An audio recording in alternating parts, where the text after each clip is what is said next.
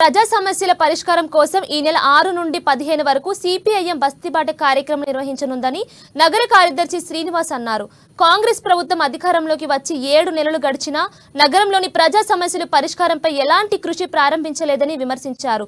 నగరంలో పేద ప్రజలు ఇబ్బందులు ఎదుర్కొంటున్నారని ప్రభుత్వం ప్రత్యేక దృష్టి పెట్టి పరిష్కరించాలని డిమాండ్ చేశారు. రాష్ట్ర ప్రభుత్వం తక్షణమే అవసరమైన నిధులు కేటాయించి లబ్ధిదారులకు ఇళ్లలో నివసించే పరిస్థితులు కల్పించాలని కోరారు.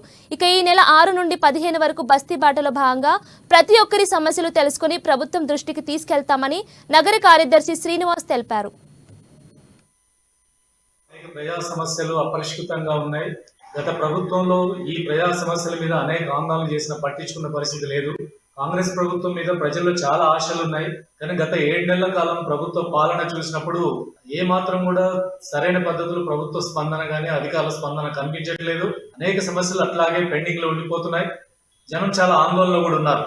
ప్రత్యేకంగా డబుల్ బెడ్రూమ్ ఇల్లు గత ఎన్నికల ముందు ఇచ్చిన ఇళ్లకు సంబంధించి అవి ఇల్లు అయితే ఇచ్చారు కానీ అక్కడ ఫెసిలిటీస్ లేవు, ఏ సౌకర్యాలు లేవు, అక్కడ ఉండే పరిస్థితి లేకుండా పోయింది. అదే రకంగా కొన్ని ఇళ్లు కట్టి సగం ఆగిపోయినాయి ఉన్నాయి.